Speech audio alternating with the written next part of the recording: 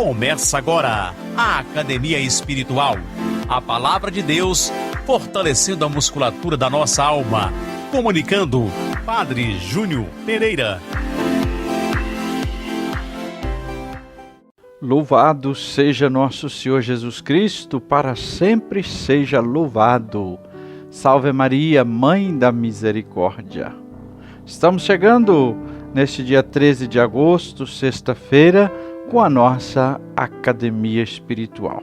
Agradeço sempre a sua companhia, a sua audiência na meditação da Palavra de Deus. Algumas pessoas também costumam mandar algum comentário, alguma mensagem.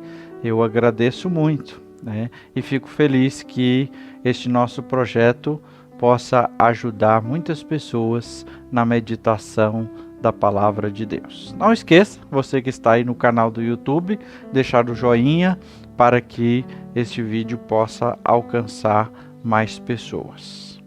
Vamos então à Palavra de Deus no Evangelho de São Mateus, no capítulo 19, versículos de 3 a 12. Proclamação do Evangelho de Jesus Cristo segundo Mateus.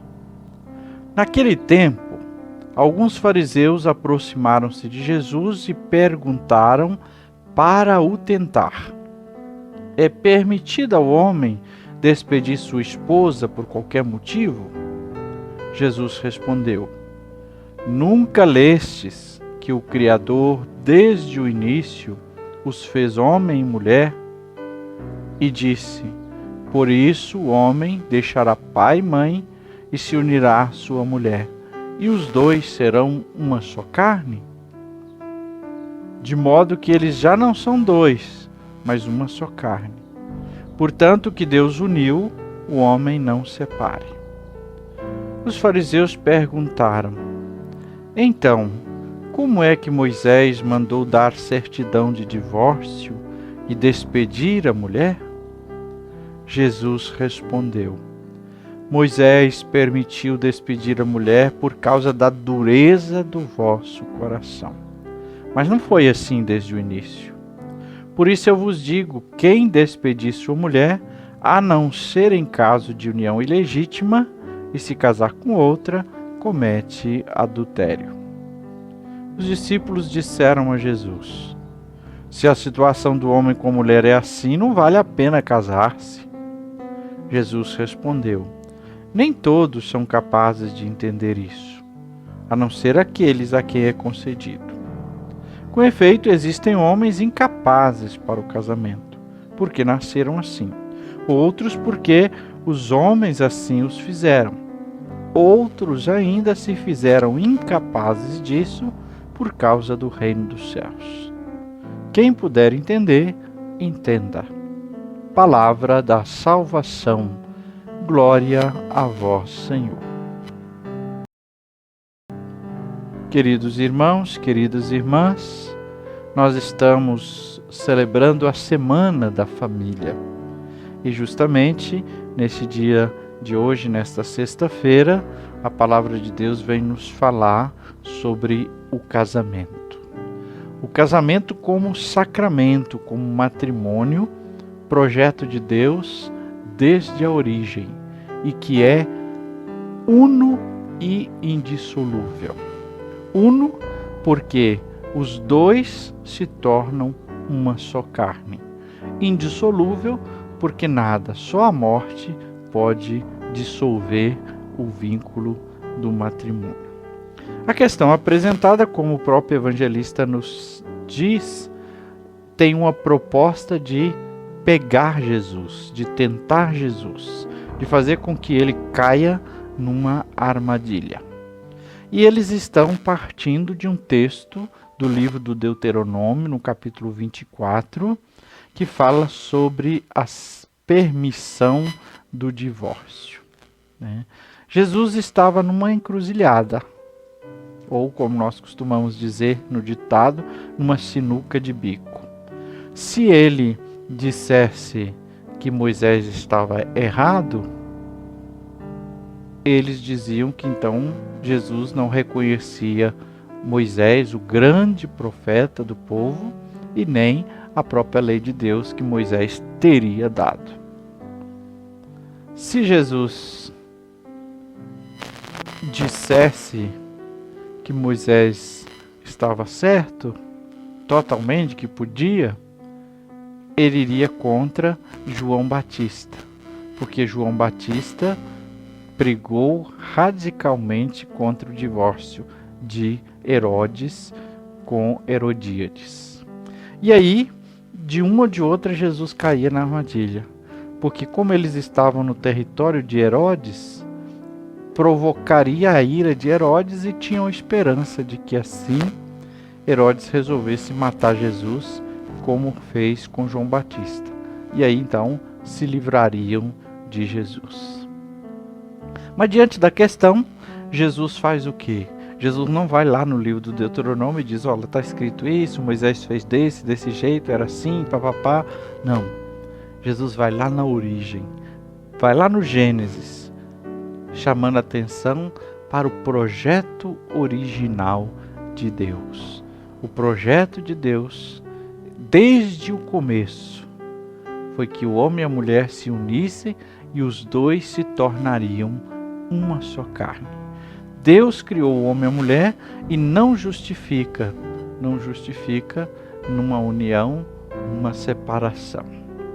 Além disso, por detrás desse texto, nós temos um problema também de abuso, né? Porque a mulher no tempo de Jesus e antes era desconsiderada, não tinha valor, não tinha voz, não tinha vez. Nesse sentido, alguns interpretavam a lei de forma que o homem era livre, de acordo com seu humor, para fazer o que quisesse em relação ao casamento e à mulher. Se a mulher não tivesse feito o café do jeito que ele gostava, ele podia usar isto para repudiá-la, para se divorciar dela. E a mulher então ficava indefesa e refém dessa vontade de um homem. Então, Jesus também parte para cima dessa questão, onde ele mostra a igualdade do homem e da mulher e não justifica a pretensa superioridade masculina que quer ditar sobre a mulher os direitos e os deveres, né? Então Jesus mostra que eles estão fazendo uso equivocado daquela norma. Moisés fez isso por causa da dureza do coração de vocês, mas não é nesse sentido. Nós precisaríamos gastar mais do que um programa aqui para explicar o sentido do texto de Deuteronômio, onde o que significa realmente a permissão dada por Moisés para a questão do divórcio. Mas não é momento para isso, para nós assim fazermos, né? Aqui basta que a gente entenda que o próprio Jesus já fez a interpretação, e Jesus, sendo Deus e verdadeiro, vai dizer que a interpretação, o propósito que Moisés colocou nessa normativa não é aquilo que eles estão interpretando, né? O fato é que então Jesus mostra que esses fariseus estão muito mais interessados na concessão que Moisés fez do que na instituição sagrada do matrimônio que Deus fez, conforme está lá em Gênesis capítulo 1, 27 ou capítulo 2, versículo 24. E aí é preciso entender que a instituição do matrimônio, conforme o projeto de Deus, cria entre o homem e a mulher um laço muito mais forte do que de sangue. Tem muita gente por aí que diz assim, marido e mulher não é parente. E aí a gente tem que dizer, é muito mais do que parente, né?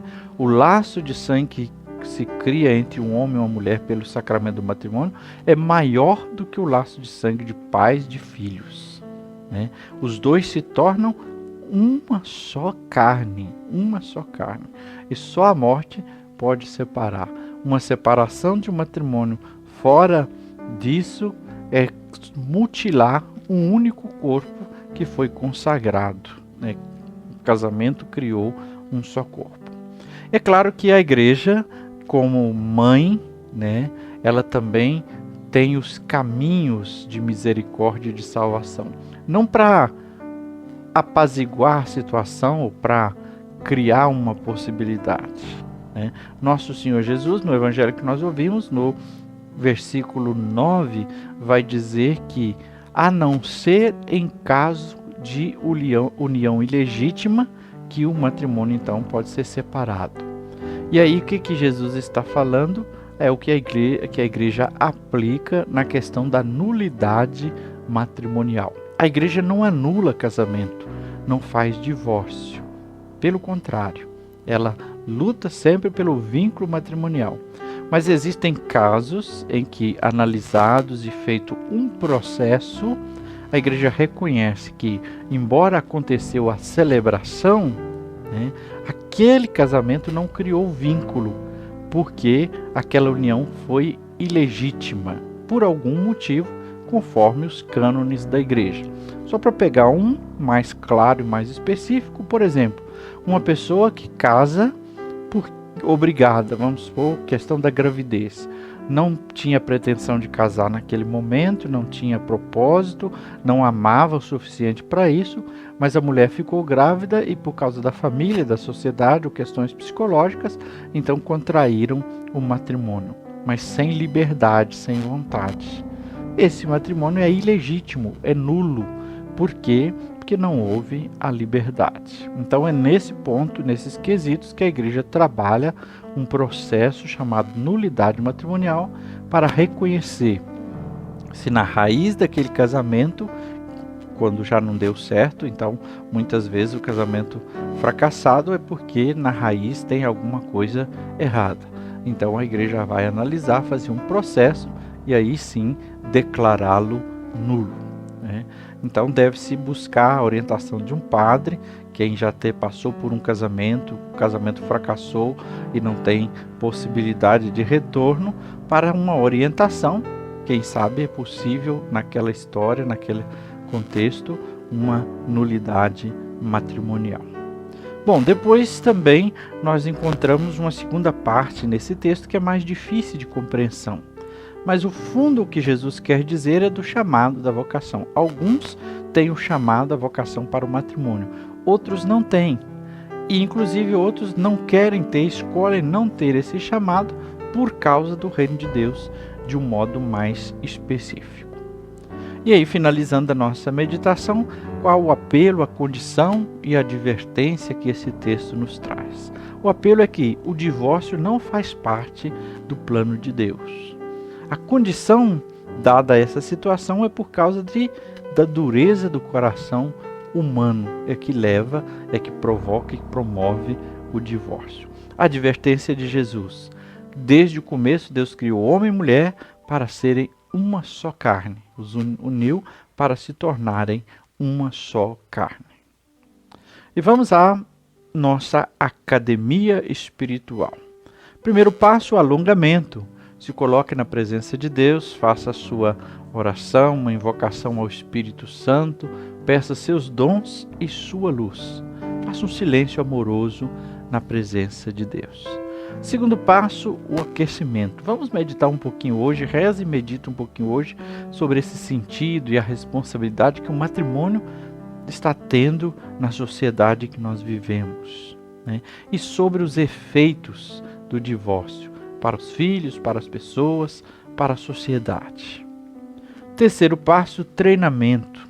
Nessa Semana da Família, somos chamados a rezar pela família e hoje, especialmente na nossa academia, convido você a rezar pelo seu matrimônio, você que é casado, ou pelo matrimônio de seus pais, por todos os casais, enfim, rezemos pelas famílias, coloquemos uma oração especial nas mãos de Deus, partindo do nosso coração pelas famílias. Passamos um pouquinho mais hoje na nossa meditação e precisava dizer um pouquinho sobre essa questão da nulidade matrimonial. Que o Senhor te abençoe e te guarde. Que Ele esteja acima para abençoar, atrás para guardar, à frente para guiar, ao lado para acompanhar. Que Ele volte o seu rosto e dê sua paz e sua bênção. Que ela desça abundantemente. Em nome do Pai, e do Filho, e do Espírito Santo. Amém.